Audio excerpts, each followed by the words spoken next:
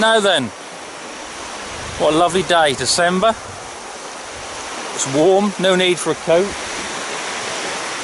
Glorious beach, calm seas. Wasn't always like this though. 70 odd years ago, 6th of June 1944, things were a lot different here. Because this is Omaha Beach. The truth is, Omaha Beach wasn't so much a disaster, but a lot of things went wrong. So there were a lot of casualties.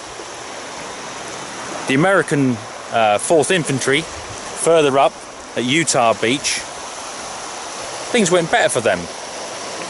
And over the next few months, as I keep returning back to France, I'll show you each of the invasion beaches and we'll discuss what went on.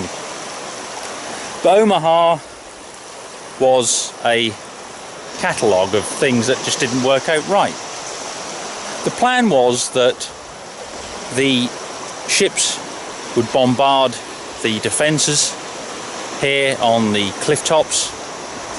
The bombers would fly over, not only pummel the bunkers and defences, machine gun posts, they would also make huge craters in the beach, places that the soldiers could get into and get cover from the enemy gunfire.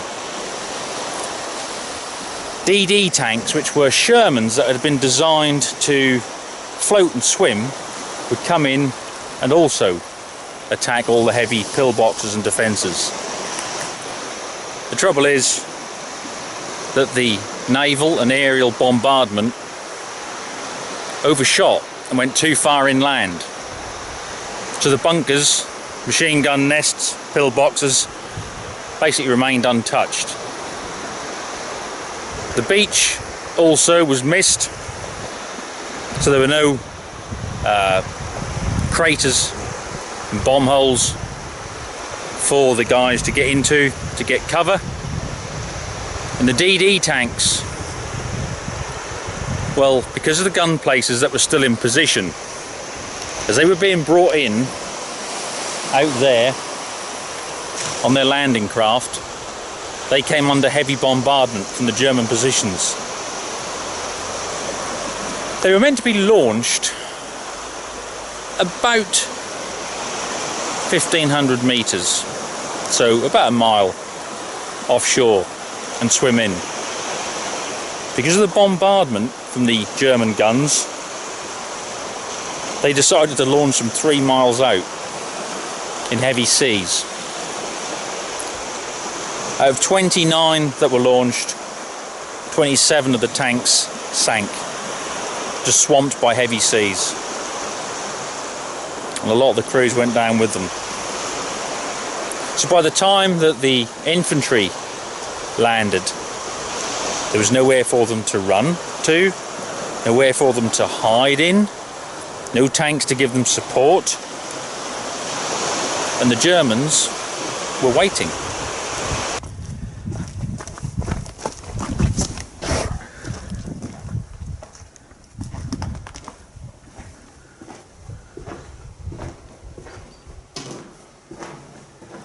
From this position they could sweep all the way up the beach with the larger artillery weapons, give them a good field of fire, while above us, machine guns,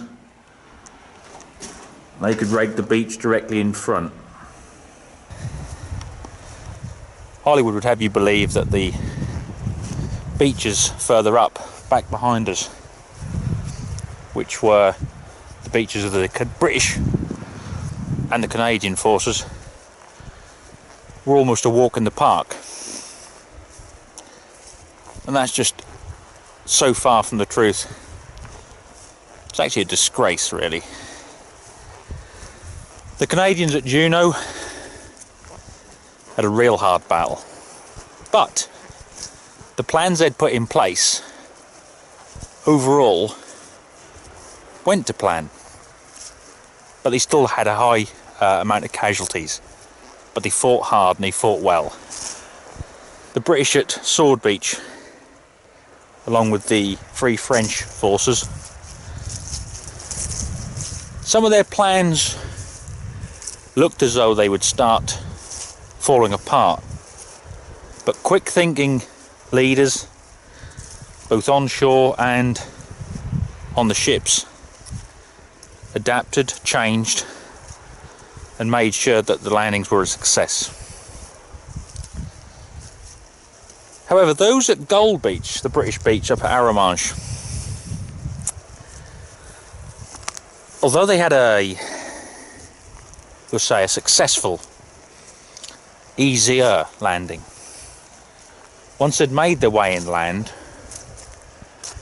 they then became subject to the full attention of the German SS units and their panzers. And in those big open rolling fields towards Caen that I'll show you over the next few weeks and months were some of the bloodiest tank battles the world had ever seen.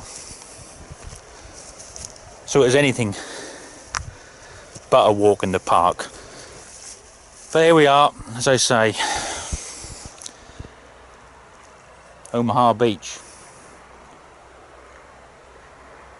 What a peaceful place, but at what a price.